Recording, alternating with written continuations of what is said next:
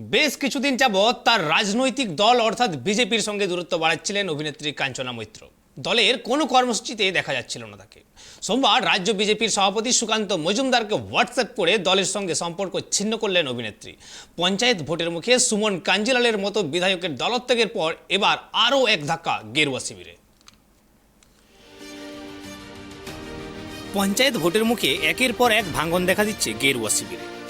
বিধায়ক সুমন কাঞ্জিলালের দলবদল নিয়ে চাপানুতরের মাঝেই বিজেপি ছাড়লেন অভিনেত্রী কাঞ্চন মৈত্র। জানা গিয়েছে সোমবার দুপুরে সুকান্ত মজুমদারকে দলত্যাগের কথা জানান তিনি। এরপর সোশ্যাল মিডিয়ায় দলত্যাগের বিষয়টি জানান। কাঞ্চনা একটি ফেসবুক পোস্টে জানান, আপাতত পরিবার ও কাজেই সময় দিতে চাইছে। কিন্তু কেন হঠাৎ খাতায় কলমে দলত্যাগের সিদ্ধান্ত? সরাসরি কিছু না বললেও কাঞ্চনা মৈত্রর দলত্যাগের নেপথ্যে নব্য পুরনো দ্বন্দ্বও একটা কারণ বলে মনে করছেন রাজনৈতিক বিশ্লেষকরা। প্রসঙ্গত 2019 সালে দিল্লি উড়ে গিয়েছিলেন অভিনেত্রী কাঞ্চনা মৈত্র। সেখানে বিজেপির পতাকা হাতে তুলে নেন তিনি। তার সঙ্গে ছিলেন আরও অনেকে। পরবর্তীতে বিজেপির বহু কর্মসূচিতে সামনের সারিতে দেখা যায় কাঞ্চনা।